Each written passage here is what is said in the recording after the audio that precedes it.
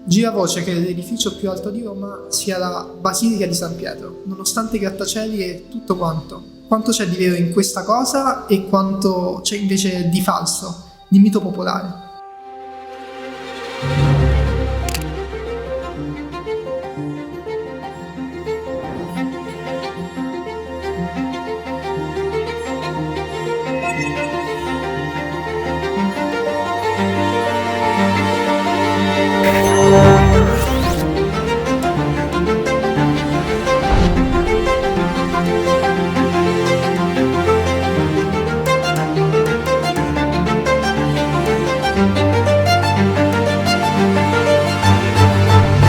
La credenza popolare che la Basilica di San Pietro sia l'edificio più alto di Roma non è nulla di nuovo, ma è un qualcosa che ha iniziato di nuovo a girare su internet. Possiamo trovare degli articoli che risalgono al 2010 e al 2013 che ne parlano, e va sempre più o meno così.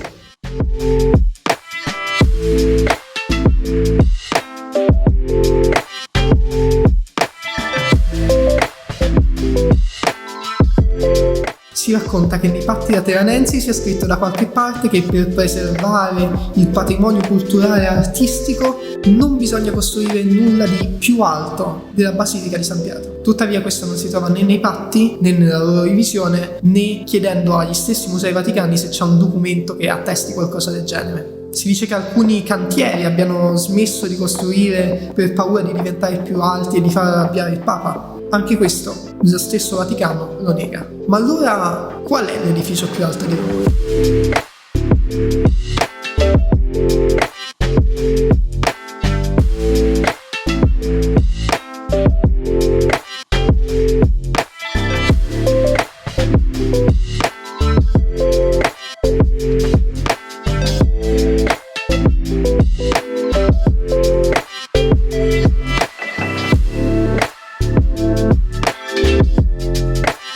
Tra i grattacieli di recente costruzione c'è l'Eurosky, torre posizionata all'Eur con altezza di 155 metri. La basilica è alta solo 136 metri, quindi chi vuole sostenere che sia l'edificio più alto porta come idea che l'Eur si trovi leggermente più in basso e che quindi non sia così. Ma non è quello il vero motivo per cui l'Eurosky non è necessariamente l'edificio più alto di Roma, e anzi la cupola potrebbe essere addirittura più alta. Dei 135 metri, infatti, 35 sono delle antenne. Parte funzionale dell'edificio, ma tuttavia un'estensione, e di conseguenza rimane a solo 120 metri. Chiunque potrebbe fermarsi a questa informazione. Dire che la basilica alla fine è più alta, che Mussolini non ha mai messo una legge del genere, che non c'è mai stato niente del genere nei patti lateranensi, che infatti non si trova evidenza di nulla di simile. Ma dobbiamo andare da un'altra parte dell'Italia per trovare qualcosa di molto molto simile. Spostarci a Milano.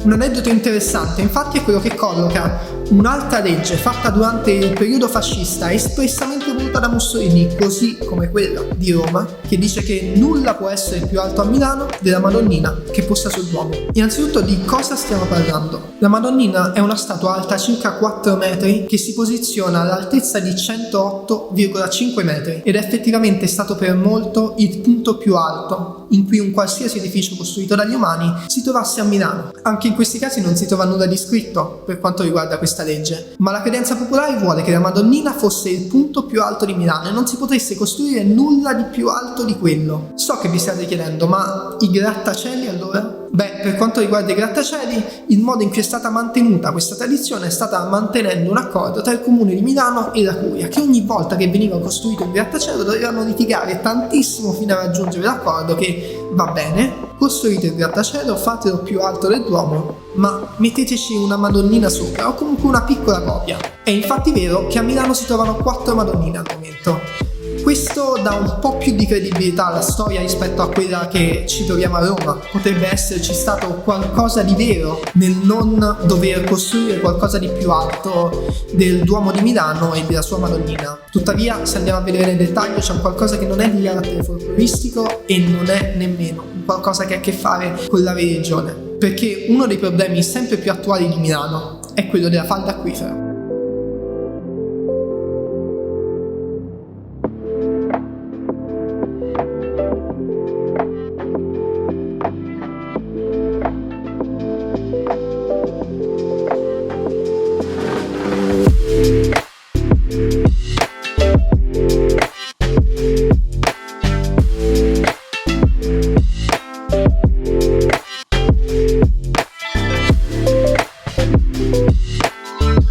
Infatti che la legge stessa, se sia mai stata emanata, era stata emanata per evitare che si costruisse un qualcosa di più alto e più pesante del Duomo, che sarebbe inevitabilmente crollato per via del suo peso. In quegli anni infatti Milano si trovava con un problema molto particolare, che era un problema che in realtà iniziava nel 1883. Nel 1883 infatti il Consiglio Comunale di Milano si mise a chiedere alle persone: ma l'acqua potabile per l'acquedotto che vogliamo costruire, da dove la prendiamo? La prendiamo dal fiume Brembo? E la gente disse no, non prendetela da lì, non prosciugatelo, creeremo solo problemi. Quindi Milano si trovava con un problema: trovare l'acqua e non avere nessun luogo in cui prenderla.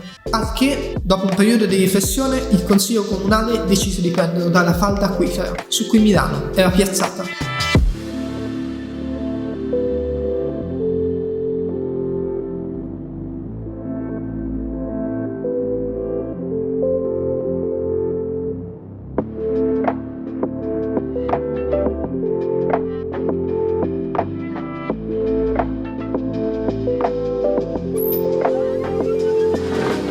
Questo non fece grande scalpore all'epoca, pensavano di riuscire a gestirlo molto tranquillamente. Tuttavia, dopo un paio d'anni, iniziarono a vedere un effetto molto particolare. Milano stava scendendo, stava crollando. Come mai? Beh, un po' come sta succedendo in questo momento a Giacarta, che scende in alcuni casi anche fino a 10 cm ogni anno. Milano stava scendendo per via del fatto che, prendendo la propria acqua da sotto se stessa e consumandone moltissima, finiva per affondare essenzialmente e scendere sempre più giù. Questo per gli edifici più pesanti poneva un grande pericolo e persino pose un pericolo per il Duomo stesso. Tutto ciò si risolse quando moltissime industrie, circa negli anni 70, decisero di andarsene da Milano. Con l'andarsene di queste grandi industrie il consumo dell'acqua era molto meno. Dovete pensare a grandissime industrie che erano tante ed erano tutte concentrate in una singola zona. Milano aveva un altro problema: stava incominciando a salire. Piano piano infatti ciò che accadde è che senza tutto quel consumo Milano non riusciva più a gestire questo problema dell'acqua e stava salendo a una velocità spaventosa. E quindi nel 1999 furono costruiti dei pozzi capaci di riversare più di 1000 litri d'acqua al secondo per far sì che Milano resti più o meno sullo stesso livello o comunque non salga troppo.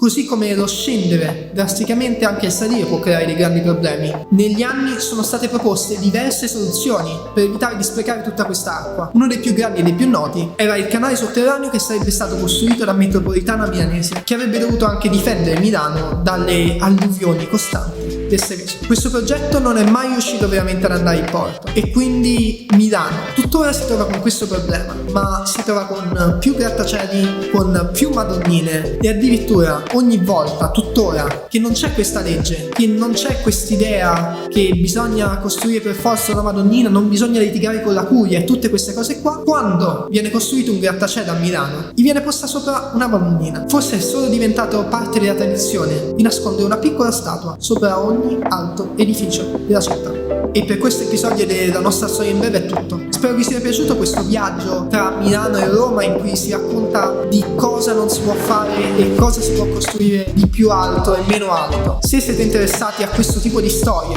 poco conosciute, dovreste assolutamente iscrivervi al canale e soprattutto andare a seguire la playlist della nostra storia in breve, che a breve usciranno nuovi episodi.